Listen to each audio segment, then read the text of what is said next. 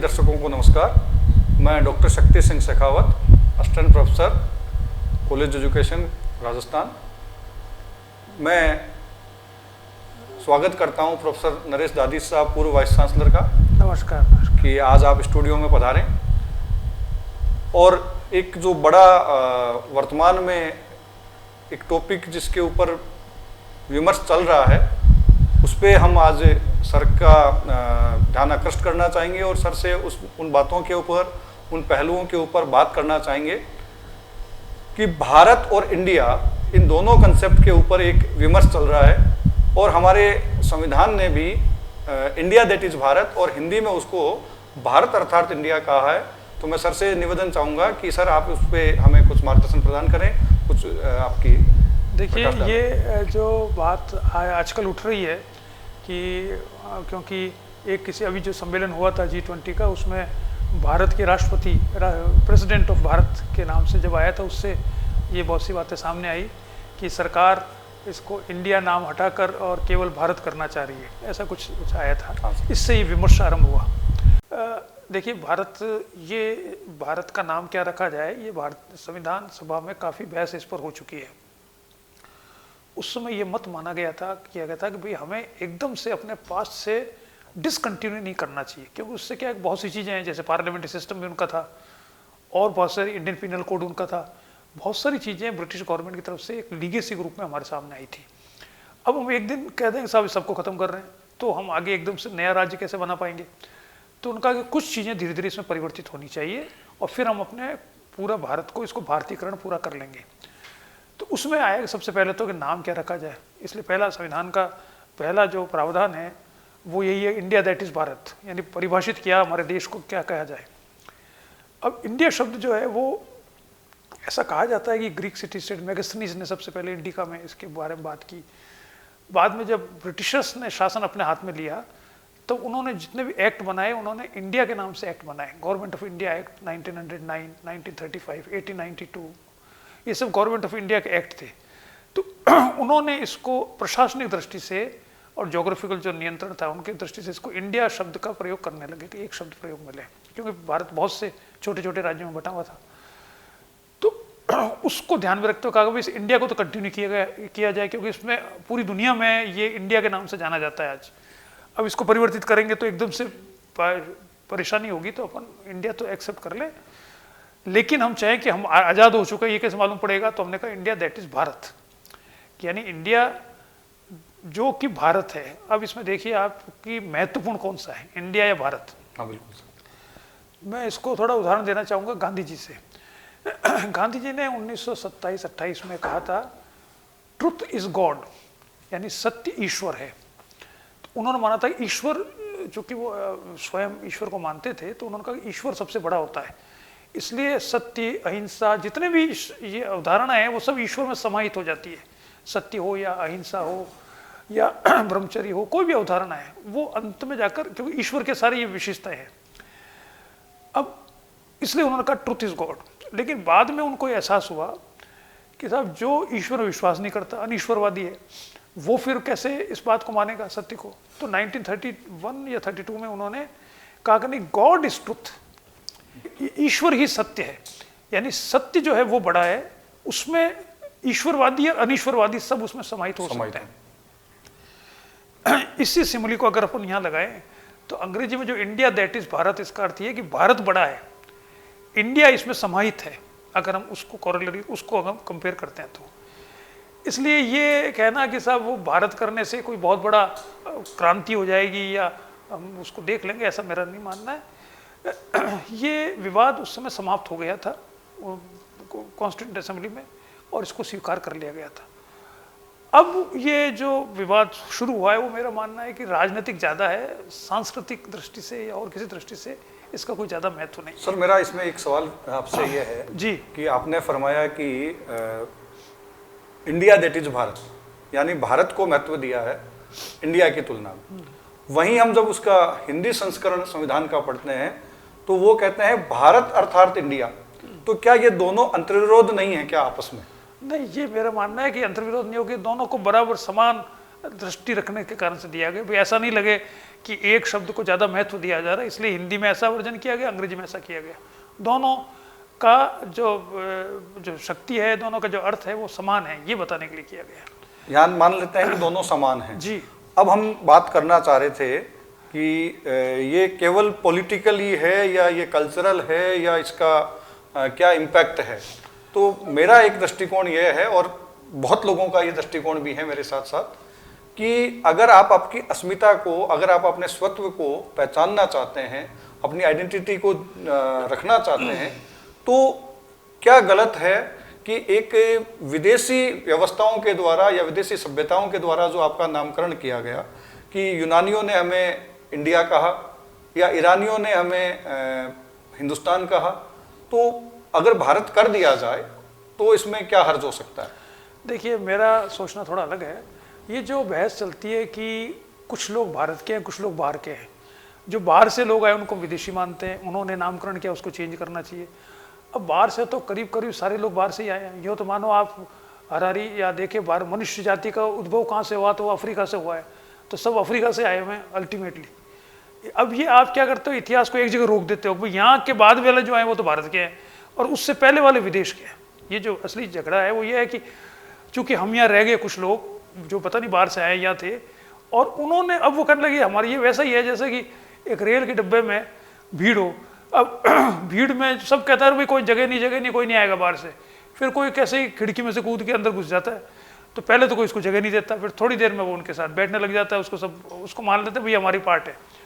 फिर अगले स्टेशन पे कोई दूसरा आने लगता है तो वो भी आदमी कहने लग जाता है भीड़ है या जगह नहीं, वो उसमें सम्मिलित हो जाता है। वही हमारे साथ है कि जो भारत में पहले आया उसको हमने कहा नहीं ये तो विदेशी, फिर वो यहाँ आ गया, बस गया, हमारे जैसा हो गया, तो हमने कहा ये तो अपना हो गया, वो विदेशी है।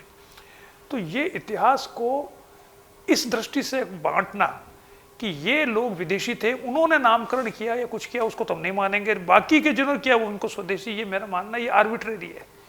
ये सत्ता के साथ परिवर्तित होता रहता है, इसलिए इसका कोई बेस नहीं है मेरे साथ। That is first point. Second ये है कि हम, चलिए इंडिया का नाम उन्होंने दिया, अंग्रेजों ने उसको मान लिया, भारत नाम पर सब सहमत हो ये भी जरूरी नहीं है। इसका नाम आर्यव्रत क्यों नहीं रखा जाए, जम्बूद्वीप क्यों नहीं रखा जाए, हिंदुस्तान क्यों नहीं रखा जाए? अब ये बड़ा कंट्रोवर्शियल है। ये लोग कहते हैं कि हिंदू इसलिए आया कि वो अरब भी जो है वो स को ह बोलते हैं, लेकिन तो अब भी ह को बोलते हैं और स को स बोलते हैं। आप सुनिए, उसमें अंतर नहीं है। ये हमने पता नहीं कहाँ से ये सीखा है कि साहब स को ह बोलने के कारण ऐसा हुआ। सिंधु नदी के कारण से, उनका सिंधु उधर रहने वाले सिंधी है या हिंदू है, सिंधु है या हिंदू हो गया। ये सारे मिथ हैं बेसिकली। तो हिंदू भी अपने आप में एक शब्द है। अगर ऐसा होता तो आप देखिए आज हिंदुत्व की बात की जाती है। सावरकर जी ने कहा कि हिंदुत्व है, तो अब हिंदुत्व नहीं कहो तो फिर क्या कहोगे उसको? आप कहोगे साहब ये तो विदेशी नाम है, हिंदू तो उन्होंने कहा था। अब जो अरब आए थे तो आप हिंदू नाम ही क्यों रहे? तो हिंदू तो होता ही नहीं कुछ, तो फिर क्या लाओगे? भारतीयत्व लाओगे, सनातनत्व लाओगे, क्या लाओगे? ये एटिमोलॉजिकल जो डिफरेंसेस हैं, मेरा मानना है कि इसका कोई सब्सटेंटिव मतलब नहीं है। इसका मतलब जब भी उठाया जाता है वो राजनीतिक ज़्यादा होता है, कि अगर इसको आप राजनीतिक नारे में परिवर्तित कर देते हो तो लाभ होता है, वरना आम आदमी को इससे कोई मतलब नहीं है। आप भारत कह रहे हो, हिंदुस्तान कह रहे हो कि क्या कह रहे हो, इसको ठीक है, जो जिसका जो इच्छा वो कहता रहता है, उससे कोई बहुत ज़्यादा फर्क मेरे हिसाब से ये नहीं है कि विदेशी है इसलिए चेंज किया जाए, ऐसा कुछ भी नहीं है। इसी के साथ एक सवाल और खड़ा होता है जी कि किसी भी देश का या किसी प्रांत का या किसी जिले का जी एक से अधिक नाम का क्या औचित्य है? और अगर एक से अधिक नाम हैं तो एक विमर्श बनता है कि इन एक से अधिक नामों में से कुछ नामों को हटा के अगर आप फाइनली एक ही नाम के ऊपर आपकी बात को सर्वानुमति बनाई जाए तो मैं समझता हूं कि अच्छा है। देखिए साहब, ये आप जो बात कह रहे हैं इसमें आप थोड़ा सा भारत के इतिहास में जाइए। भारत बहुत पुरानी प्राचीन सभ्यता है, 5000 साल पुरानी। इसमें आप ये जो एकीकरण करना चाहते हैं ये संभव नहीं है, करना भी नहीं चाहिए। ये ऐसा छोटा देश जो क्रिएट हुआ, जैसे यूनाइटेड स्टेट्स ऑफ अमेरिका, अब वो तो 300 साल पुराना देश है, उससे पहले देश था ही नहीं वो। तो उसमें तो आप ये क्रिएट कर सकते हो कि वहाँ की कोई कल्चर नहीं है। भारत की कल्चर 2000-5000 साल पुरानी कल्चर है। उसमें कई लोग आए, कई तरह के परिवर्तन हुए, फिर भी कुछ एसेंस है भारत का जिसके कारण से जिंदा है। जैसे कहते हैं भारत का कुछ बात है जो हस्ती मिटती नहीं हमारी, तो वो एसेंस जो है वो चल रहा है। उसको छेड़ने की जरूरत नहीं है कि आप 5 नाम है, 5 तरह से कह रहे हो, कैसे जो किसकी जो इच्छा वैसे करे। हमारे यहाँ तो ईश्वर के 34 करोड़ के 33 करोड़ देवी देवता है। अब को साहब सारे ईश्वर बंद कर दो और एक ईश्वर को मानो, आप कैसे मानेंगे? आप राम जी को मानो, कृष्ण को क्यों नहीं मानेंगे, शिव जी को क्यों नहीं मानेंगे, सबको मानेंगे हम।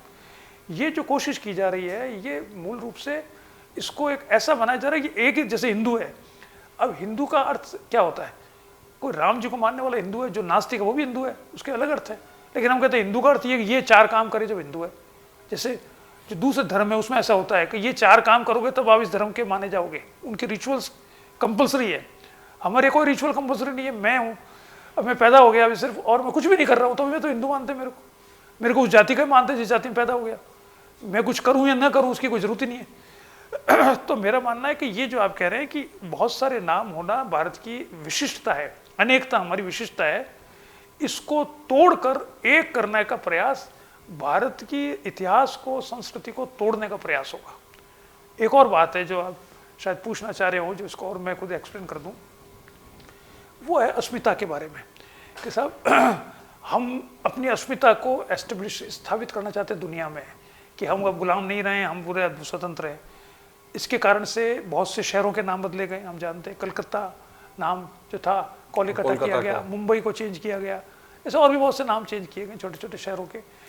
कि या आजकल जो चल रहा है कि मुगलों के नाम पे जो है, मुस्लिम्स के नाम पे जो शहर बने हैं उनको परिवर्तित किया जाए, जिससे हम हमारे साथ मुगलों का तो अब ऐसा है कि मुगलों तो यहीं थे, शोषण किया, दूसरे राजाओं ने भी किया होगा, अच्छे काम भी किए, बुरे काम भी किए। राजा दोनों तरह काम करते हैं, राजा का हर आदमी दोनों तरह काम करता है, राजाओं का प्रभाव ज़्यादा पड़ता है। तो वो तो सब यहीं के लोग थे, वो कोई आके लूट के जो ले गया। तैमूर लंग बाहर का था, वो लूट के ले गया। गजनवी बाहर का था, वो लूट के ले गया। अब अकबर तो यहीं रह गया, लूट के ले गया, तभी वहीं खाया और वही उसने रखा, वो गया कहाँ? इसलिए ये कहना मुगल खराब थे अच्छे थे, ये तो मेरा मानना है कोई इसका कोई सेंस नहीं है। ये ज़बरदस्ती हिंदू मुस्लिम भड़काने वाली बात है। जो यहाँ रह गया यहीं रह गया, वो यहीं का था, यहीं का हो गया। बाहर के सब हूण आए थे वो भी यहाँ के हो गए, शक आए थे वो भी यहाँ के हो गए, ग्रीक भी बहुत सारे यहाँ के हैं। इसलिए वो तो बहस बेकार की है। इसी में से एक सवाल और निकलता है, मैं आप बात खत्म कर दीजिए, मैं इसको थोड़ा और एक्सप्लेन करूँ सर। अब ये जो प्रयास चल रहे हैं अभी राजनीतिक दृष्टि से, वो बेसिकली अगर थियोरेटिकल लेवल पर बात करें हम, तो वो चल रहे हैं डीकोलोनाइजिंग द माइंड, जिसे कहा जाता है कि डीकोलोनाइजेशन कर रहे हैं हम। तो यानी कॉलोनी रही हमारी बहुत सालों तक, 300 सालों तक गुलाम रहे हम, उसको हम वापस से उससे बाहर निकलने की कोशिश कर रहे हैं। ये प्रयास है, उसकी छोटे छोटे उदाहरण है ये।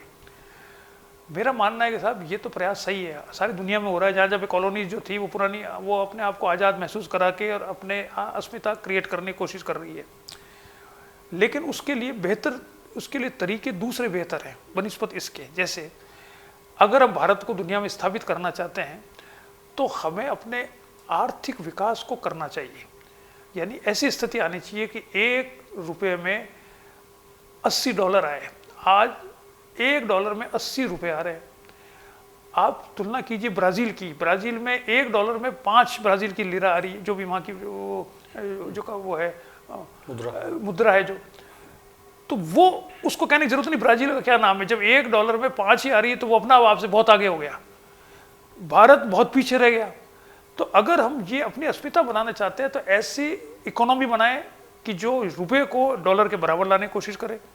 ऐसे एजुकेशनल इंस्टीट्यूशन बनाए कि लोग अमेरिका से यहाँ पढ़ने के लिए आए। यहाँ क्यों नहीं पढ़ने आते अमेरिका से? यहाँ जो पढ़ने आता है सिर्फ क्या होता है, कोई सिर्फ बनारस चले जाओ और पुरानी जो संस्कृति है उसको पढ़ने आते हैं। जो मॉडर्न नॉलेज है उसको पढ़ने के लिए क्यों नहीं आता कोई? क्योंकि यहाँ क्रिएट ही नहीं हो रही मॉडर्न नॉलेज। आप कंप्यूटर क्रिएट कर नहीं रहे, आप कोई सॉफ्टवेयर बना नहीं रहे, आप क्या कर रहे हो? आप सिर्फ बेच रहे हो। जो लोग बाहर जा रहे हैं, गूगल पे नियंत्रण इंडियंस का है, माइक्रोसॉफ्ट पे नियंत्रण इंडियंस का है, लेकिन वो सब कहाँ बाहर है। भारत में ऐसी कंपनियां क्यों नहीं बन रही जो कि नए प्रकार के ये सिस्टम हार्डवेयर बनाए? तो भारत की अस्मिता दुनिया में तब बनेगी जब भारत में ऐसे संस्थाएं हो एजुकेशन की जो हार्वर्ड को चुनौती दे सके, ऐसे कॉलेजेस हो, ऐसे मेडिकल स्टोर्स हो, ऐसे जिसे कह सकते हैं आर्थिक संपन्नता हो, तब हम कहेंगे कि भारत की अस्मिता दुनिया को बनी। अगर $1 में 80 रुपये आते रहे तो आप भारत नाम कर दो, चाहे कोई नाम कर दो, कोई नहीं पूछने वाला दुनिया में।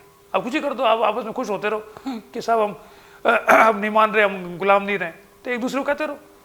दुनिया तो मानेगी नहीं आपको। दुनिया तो तब मानेगी जब लोग अमेरिका के, इंग्लैंड के यहाँ पढ़ने के लिए आएंगे मॉडर्न एजुकेशन। अब बताइए आप, इतनी दुनिया, भारत में हायर एजुकेशन इतना फैल गया है, अच्छी बात है, ज़्यादा से ज़्यादा लोग आ रहे हैं, ये भी अच्छी बात है, लेकिन क्वालिटी कंट्रोल कहाँ है? ऐसी कौन सी क्वालिटीज़ हमारे बच्चों को हम यहाँ पढ़ाना चाहते हैं क्या? सब मैं तो जिनको जानता हूँ सब अपने बच्चों को बाहर भेज रहे पढ़ने के लिए, यहाँ क्यों नहीं भेजते भाई? ऐसा नहीं कि वहाँ के शिक्षक कोई बहुत अच्छे हो, लेकिन वो सिस्टम इतना अच्छा है। नहीं, मैं आपकी बात से अच्छी तरह से सहमत हूँ कि किसी देश को आगे बढ़ने के लिए कई आयामों में बदलाव करना होता है, सकारात्मक दृष्टिकोण से, आर्थिक दृष्टिकोण से, सैनिक दृष्टिकोण से, एकेडमिक शैक्षणिक दृष्टिकोण से, लेकिन एक सांस्कृतिक दृष्टि भी एक पहलू को हम नकार नहीं सकते। नहीं, ठीक है, और उसमें बदलाव करना कम से कम नुकसानदायक नहीं होगा, एक सोच रख सकते हैं। और कोई नहीं, उसमें समय लग सकता है, उसका एक रास्ता हो सकता है, लेकिन इसका एक भौगोलिक पहलू भी इस पे एक सवालिया निशान खड़ा करता है कि जो इंडिया नाम जो रखा गया वो इंडस वैली के हिसाब से रखा गया। जब इंडस वैली आपका पार्ट नहीं रहा, पाकिस्तान में चला गया, तो अब इंडिया की परंपरा से हम इतना क्यों प्रभावित हो रहे हैं? ऐसा नहीं, इंडस वैली पाकिस्तान में नहीं गया, उसके बहुत से टुकड़े हमारे यहाँ पे भी, गंगानगर में भी है, गुजरात में भी है, वो पूरा नहीं गया। वो तो वैली, इंडस, सिंधु नदी जो है वो पाकिस्तान में चली गई, लेकिन जो सिविलाइजेशन तो बहुत आगे तक फैली हुई थी। वो देखिए, ये आप जो चेंज करना चाहते हैं नाम, वो ठीक है, आप करो या न करो, मैं तो इसको बहुत ज़्यादा महत्व नहीं, ये तो पता नहीं क्यों बहस कर रहे हैं, मैं तो इसको महत्व देता नहीं हूँ। मैं तो कह रहा हूँ जितना एनर्जी, टाइम और हम लगा रहे हैं कि इसको नाम परिवर्तित करने में इतना हल्ला कर रहे हैं, उसकी बजाय इस दूसरी चीज़ों को लगाना चाहिए। ये नाम वो रहे या दूसरे रहे, इसका कोई बहुत ज़्यादा मेरे हिसाब से महत्व नहीं है। सांस्कृतिक एकता दिखानी हो तो उसके और बहुत से दूसरे तरीके हैं जिसको करना चाहिए। ये मेरा मानना है कि इस पर बहस ही बेमानी है, ये सिर्फ राजनीतिक बहस है, इसका और कोई मतलब नहीं है, ये मेरा मानना है। मैं समझता हूँ मेरे सभी दर्शकों को प्रोफेसर दादीश साहब ने आज अपने नॉलेज से, अपने अनुभव से और अपने अध्ययन के दृष्टि से आपको लाभान्वित किया। एक बड़ा जो विमर्श चल रहा था उसमें कुछ एस्पेक्ट दादीश साहब ने आज हमारे बीच में रखे। आप स्टूडियो में पधारे, मैं आपका बहुत बहुत अभिनंदन करता हूँ। धन्यवाद। थैंक यू, धन्यवाद, नमस्कार।